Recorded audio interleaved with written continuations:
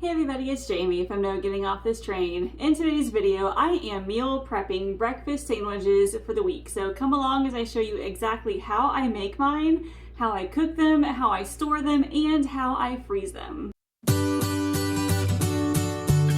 I'll tell you what, if I don't get in my meal prep sessions on Sunday afternoons, then my family will have nothing to eat but like cereal for breakfast in the mornings. Being able to take like 30 minutes to make a breakfast makes all the difference. It's healthy, it's cheap, and it saves time. And when you're a busy family, you need like all of the above. One thing I love to prep is breakfast sandwiches because there is so much you can do with them. From like changing the bread, the meat, the cheese, you can customize this to however you want. So today I'm going to show you what I'll be using, and then as well as just other ways that you can prep them and then even freeze them. So come along and let's get started. Here are the ingredients that I'm using, and as you can see, it is super simple. There are 4 main ingredients plus whatever seasonings you want to add to the eggs. So my personal preference for breakfast sandwiches, I always have some kind of bread item to go with it, some kind of meat, some kind of cheese, and then eggs. Yours may vary depending on your dietary styles, what you like, that sort of thing, but these are the main ingredients that I use. My first step in making breakfast sandwiches is baking eggs in the oven, and I'm going to show you how to do that. I have said this before, but this is my absolute favorite hack when making eggs for breakfast sandwiches, and that is using a muffin tin. Now, not just any muffin tin, but a giant one. So I usually make these sandwiches for John, and he has told me in the past, like, the sandwiches are good, but a lot of times when I make eggs in a regular muffin tin, the eggs are small and they don't fit on the breakfast sandwich. Like, it doesn't like cover the entire muffin. But what I realized is these giant muffin tins will make them wide enough to fit on the English muffin. So this giant muffin tin has 6. I am making 6 sandwiches, so it all works out. I'm gonna link this guy in the description if you want to check it out. This is the Calphalon brand, but obviously any kind will work. So I start off by preheating the oven. It is preheated to 350 degrees. And then I greased it really well because the eggs do tend to stick. So I've got this, I have just a little bowl to put the shells in. All you do is crack them in and then you can season them.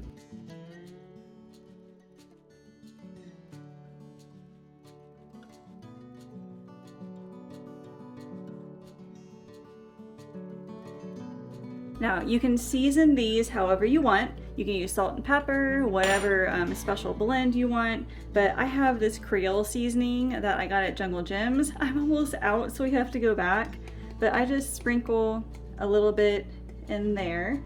And then the next step, if you want to keep it like this and bake them that way, you can. John likes them slightly scrambled, so you can take a fork and kind of whisk it a little bit like that, or you can whisk it completely so that the yolks just cover the entirety of it, and whichever way is fine.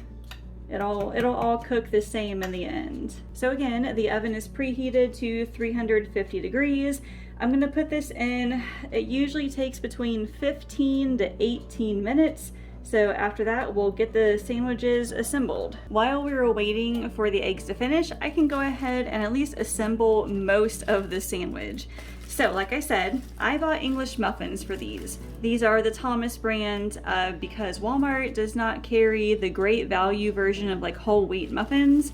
I chose to do whole wheat just because I like the extra fiber that is in it. Again, English muffins are an option. You could also choose to do bagels, either regular sized bagels or mini bagels, even like the different flavors or styles, whatever you choose to do. I've done both English muffins and bagels. Both of them work out really well. So I might need to grab a knife. Well, some of them I might need to, but these look pretty good as they are. I'm just putting them on a big sheet pan just to make it a little bit easier on me. I have them all in one spot, and it's just easier to do an assembly line for meal prep. Along with breakfast sandwiches, other things that I like to prep on Sunday afternoons, baked oatmeal is a big one in our house. And I like baked oatmeal because just like these, they're really customizable. I usually make one that's like banana flavored, so I call it banana bread baked oatmeal. That one's really good. I also have made ones with like apples, peaches, blueberries, like the triple berry blend. You can do so much with those. So there's that. Sometimes I'll make pancakes or waffles. Also, breakfast burritos are a really good one as well. They're all freezer friendly. I love making them. So I've got the muffins. Next up, I will put cheese on them. So I have some leftover sliced provolone. Cheddar would be good. Swiss would be good. If you have dairy-free needs, you could also get like a dairy-free cheese. So I do actually, this was an actual coincidence that the provolone slices are round. Usually the sliced cheese that I get is square, and when they're square, the corners hang off the edge. So sometimes what I'll need to do, if it's a square piece of cheese, I'll fold it and break it in half and then lay them crossways, and that will usually get rid of the little corners. And it's only really an issue like when I'm trying to freeze them, because when I freeze them, and I'll show you later, I wrap them in plastic wrap, and when I wrap them, like the cheese will get folded over onto the muffin and it'll break off. It's not a huge deal. And then also we like to heat these up in the toaster oven. And once the cheese gets kind of melty, those little corners will melt off and into the toaster oven. So there's that as well. So it was a happy coincidence that these were circular. Let's go to meat. Deli ham or deli meat in general is typically what I use. I also like to use Canadian bacon, just like the egg muffins at McDonald's. When I went to Meijer to find some, they were totally out, so I opted for deli ham instead. Let's see. I'm probably going to use 2 slices for these, for each sandwich. And then for this, I'll just kind of fold them in half, put them crossways like that, and that should be pretty good. Like the ham is hanging off the edges, but the ham's not going to break apart like the cheese is, so I think that'll be okay. So then we'll just do this for every other sandwich, and then the eggs will be done here in a couple of minutes.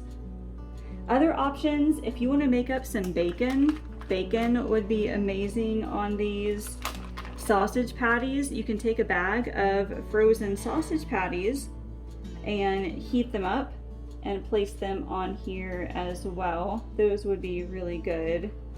Or if you don't do meat, you could just leave it with egg and cheese.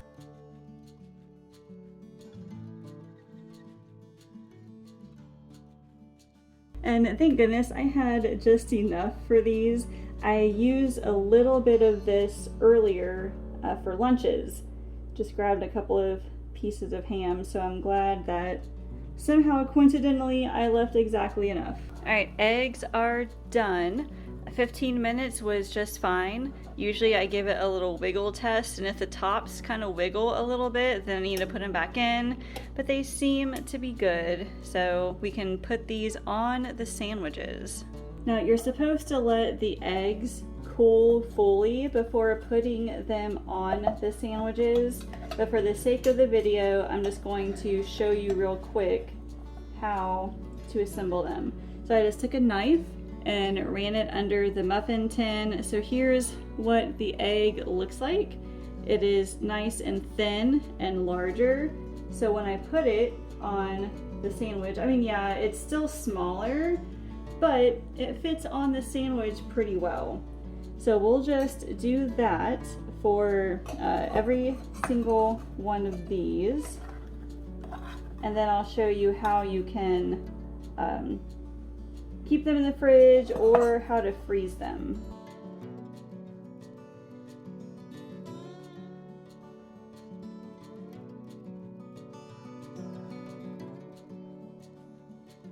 So once the eggs have cooled to room temperature, you can put everything in the fridge.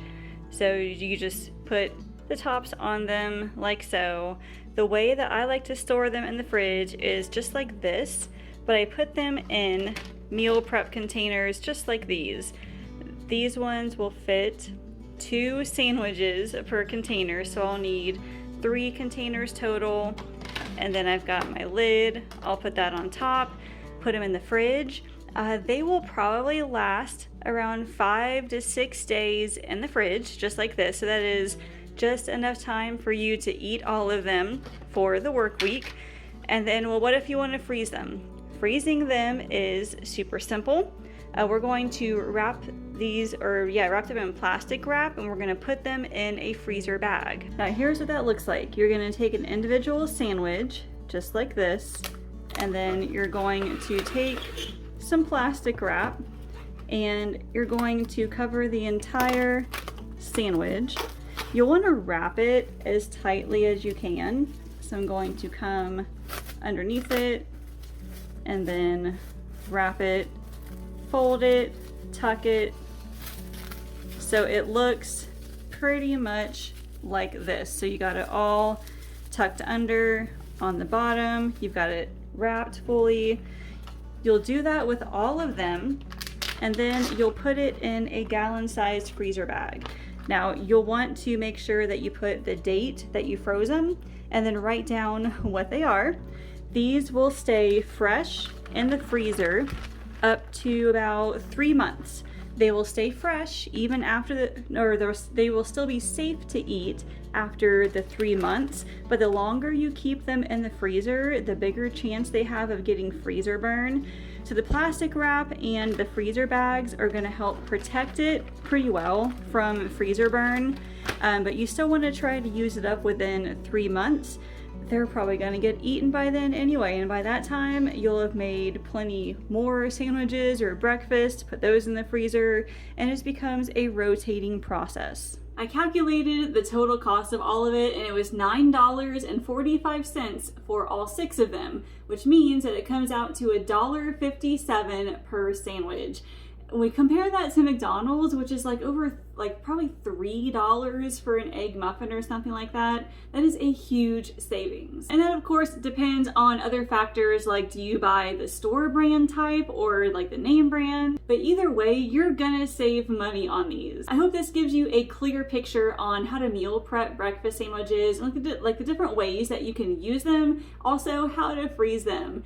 Be sure to check the link in the description. I have a breakfast freezer meal guide in my shop that shows you like 20 different breakfast recipes that you can freeze, cook them ahead of time, put them all in the freezer, and they can last you the entire month, however many you decide to make. That also has the cost breakdown and the nutrition info for every single one of them. So thank you all so much for watching. I hope this helped, and I will see you later. Are you looking for easy dinners to feed your busy family? Click the link in the description to grab a free recipe book with 10 simple and delicious dinners that my family loves. Download it now and tell me what you think.